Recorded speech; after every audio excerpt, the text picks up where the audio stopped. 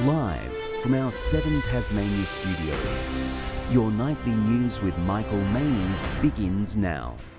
Good evening everyone. Police are pleading for drivers to take more care as Tasmania records another fatality on our roads. A 54-year-old woman becoming the 19th person to be killed in a head-on crash with a truck.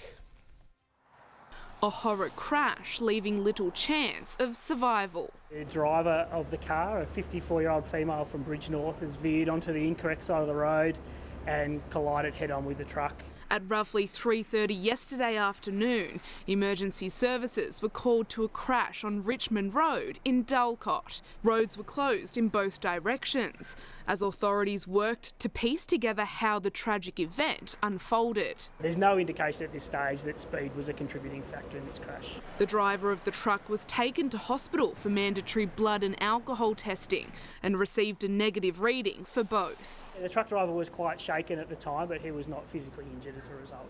The crash adding to a grim statistic.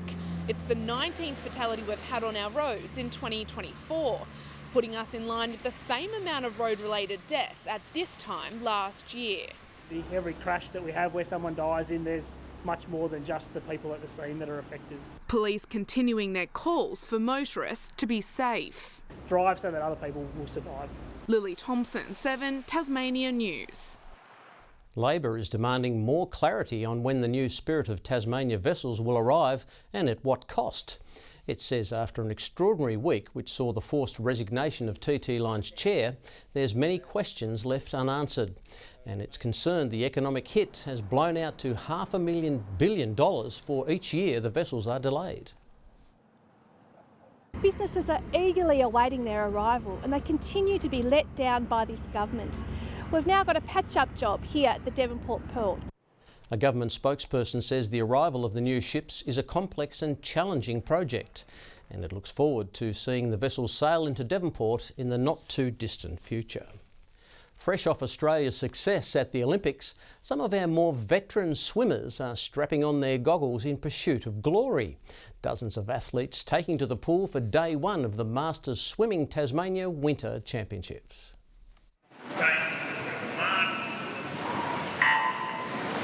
Flying fast off the blocks, these masters of swimming diving headfirst into a weekend of fierce competition.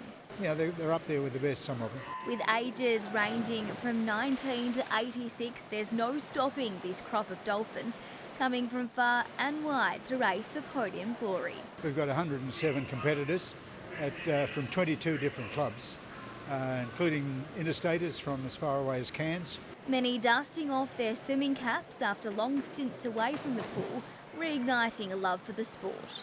Just overall fitness, it's fun, we have a bit of a splash, we do a little bit of everything, so it's just a good time. The annual Winter Championships keeping the Olympic spirit alive. I think after Olympics I saw a lot more people in the swimming pool. It started to be a bit more packed. Some athletes going for their own version of gold. We all just get in and do our best and everyone, hypes each other up and bumps each other on the shoulders and we all, just give it our best crack. For others, touching the wall, the only goal. Just to finish. Always the aim, yes. Victoria Risto, 7 Tasmania News. Even though it's a Saturday, a science class was in session in Hobart. Hundreds of children spending the day immersed in the weird and wacky at the Festival of Bright Ideas. The event inspiring young minds to think outside the box. I Spy with My Little Eye, Tasmanian kids experimenting with fun. This is an opportunity for kids to really be inspired by that fun, interesting curiosity side of science. Scientists showcasing the brightest of ideas to hundreds of children at PW1 who spent the day dissecting and inspecting. Don't really know what kind of fish it is, but just saying it is cool. 30 STEM-affiliated groups offering a different lesson this National Science Week. From the importance of marine conservation to growing and gardening to remote robotics. It's a great opportunity for the kids just to develop their communication skills and their confidence. It's also a really great challenge for them to build robots that are going to be fun to play with and survive the 2 days of the festival? Oh, I just love it. Robotics, I just love it. And for all the dinosaur fans out there, Rosie the Velociraptor's here hosting her own meet and greet, helping to teach kids about where fossils come from, with hundreds of plants and specimens on display.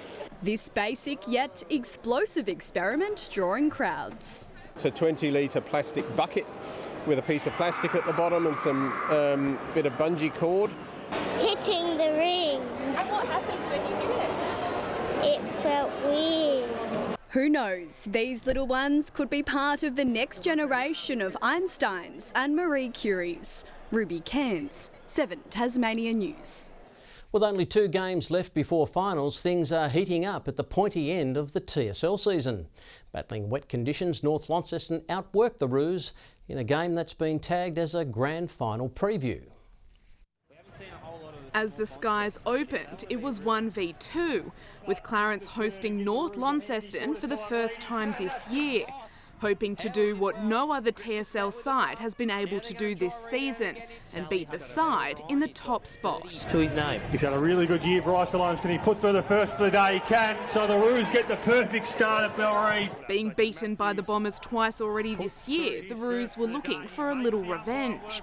But it was the visitors who adapted better to conditions. Harry Griffiths with the first of the afternoon for North Launceston. The Bombers proving too strong, beating the Roos by 19 points. And there is the siren! The Hunters are still undefeated, North Launceston. Across the Derwent, and it was Lauderdale standing in the way of the Demons and their 3rd win of the season.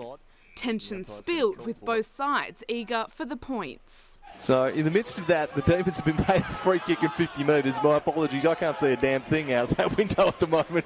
Lauderdale beating the D's by 22 points. And there is the final siren. They'll make to work for it, but the Bombers get the 4 points. In Glenorchy, and it was the Pies taking on the Tigers with wet conditions forcing some scrappy footy. Scores remaining close for most of the game, but it was the Tigers nudging in front, winning by 7 points. Lily Thompson, 7 Tasmania News. And it might have been a wet and chilly day at Symmons Plains, but the Supercars title race is really heating up. Nick Percat claimed his 2nd win of the season to start the Tasmania Super Sprint.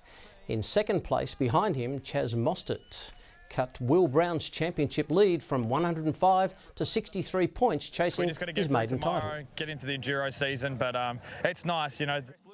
The big incident of the day came from Charlie Willscroft slamming his Pontiac into the tyre wall, then taking a seat to think it all over. Good evening. Hobart, just 12 degrees today, 17 for both Launceston and Devonport, 19 recorded in Burnie. 19 also at Smithton, 16 for King Island and Strawn, Lowhead 15, 14 for Flinders Island, Friendly Beaches and Bushy Park, 13 at St Helens and Maria Island, Grove 12 and 8 the maximum for Lyweni.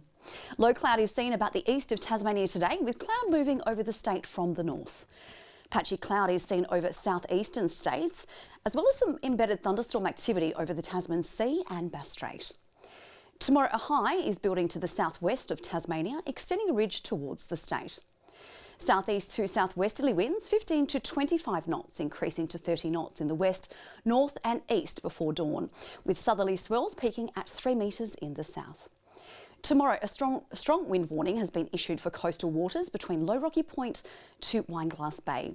And a sheep grazier's warning continues for the southeast. A chilly one for Hobart and Richmond tomorrow, 11 the top with possible morning showers, 12 and cloudy for Ooze after a morning frost. Partly cloudy in Launceston 13, fine and sunny in Devonport 12, 12 also in Deloraine but fine after a morning frost. A bit of cloud for Burnie 11, much the same in Strawn 12 there, and possible showers for Curry 13's the maximum. Cloudy towards the east tomorrow, St Helens 12, 11 at Swansea and 13 degrees for Whitemark. Forecast now for Monday, fine and partly cloudy after areas of morning frost and fog, followed by possible evening showers about the northwest. Tuesday, a morning frost in store for the south and east, and showers will continue about the northwest, extending statewide throughout the day. And on Wednesday, more widespread showers about the north and west with scattered showers elsewhere. Across the country tomorrow, 19 and possible showers for Sydney, showers also for Perth 18, mostly sunny in Melbourne, and they're chasing 17 degrees. Just 7 degrees right now in Hobart, cloudy. The winds picked up in Launceston, currently 10, cloudy and 12 for Devonport. We're in for a chilly day tomorrow, Michael. Winter reminding us that it's well and truly still here.